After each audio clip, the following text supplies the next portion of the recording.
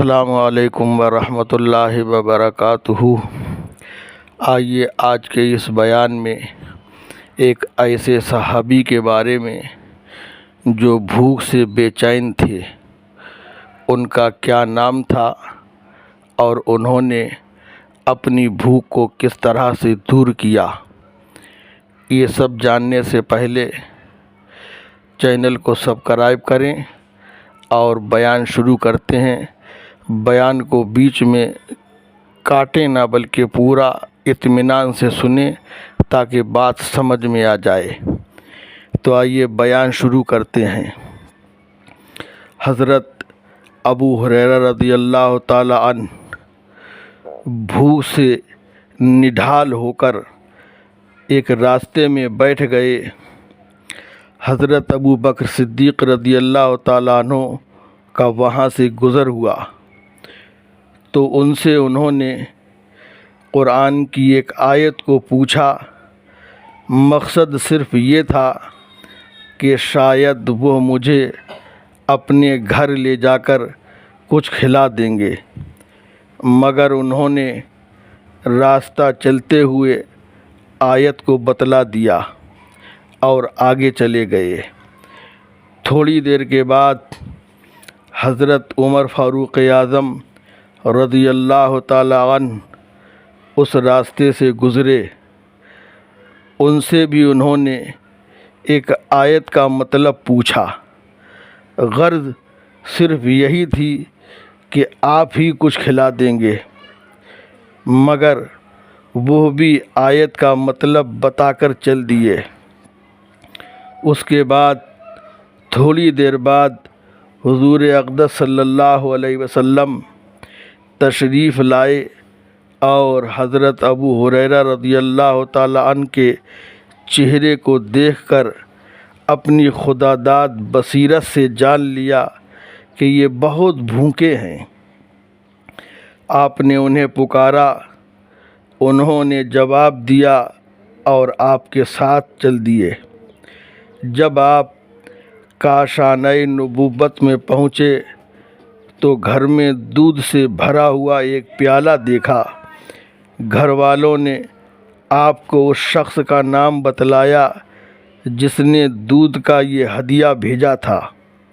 آپ نے حضرت ابو ہریرہ رضی اللہ تعالی عنہ کو حکم دیا کہ جاؤ اور تمام اصحاب صفہ کو بلا لاؤ۔ حضرت ابو ہریرہ رضی اللہ تعالی عنہ اپنے دل میں سوچنے لگے، غور کرنے لگے کہ ایک ہی پیالہ تو دودھ ہے، اس دودھ کا سب سے زیادہ حقدار تو میں تھا۔ اگر مجھے مل جاتا تو مجھ کو بھوک کی تکلیف سے کچھ راحت مل جاتی۔ اب یہاں سے دیکھنا یہ ہے کہ اصحاب صفہ کے آ جانے کے بعد بھلا اس میں سے مجھے کچھ ملتا بھی ہے یا نہیں۔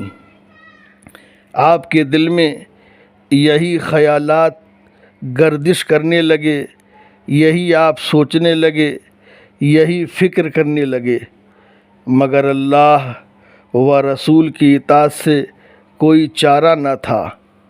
وہ اصحاب صفہ کو بلا کر لے گئے۔ یہ سب لوگ اپنی اپنی جگہ ایک قطار میں بیٹھ گئے۔ پھر آپ نے حضرت ابو ہریرہ رضی اللہ تعالی عنہ کو حکم دیا کہ تم خود ہی ان سب لوگوں کو دودھ پلاؤ۔ انہوں نے سب کو پلانا شروع کر دیا۔ جب سب کے سب شکم سیر ہو کر پیٹ بھر کر دودھ پی لیا تو حضور اکرم صلی اللہ علیہ وسلم نے اپنے دست رحمت میں یہ پیالہ لے لیا۔ اب یہاں پر بات سمجھنے کی ہے کہ سب نے دودھ پی لیا، اس کے بعد اس دودھ کے پیالہ کو آقا نے اپنے ہاتھوں میں لیا اور حضرت ابو ہریرہ رضی اللہ تعالی عنہ کی طرف دیکھ کر مسکرائے اور فرمایا کہ اب صرف ہم اور تم باقی رہ گئے ہیں، آؤ بیٹھو اور تم پینا شروع کر دو۔ اب دیکھیں آپ، میرے آقا دلوں کے حال کو جانتے ہیں۔ ابو ہریرہ اپنے دل میں جو غور کر رہے تھے، جو فکر کر رہے تھے، میرے آقا نے اس کو جان لیا اور فرمایا اب تم پینا شروع کرو۔ انہوں نے بھر پیٹ دودھ پی کر پیالہ رکھنا چاہا تو آپ نے فرمایا کہ اور پیو۔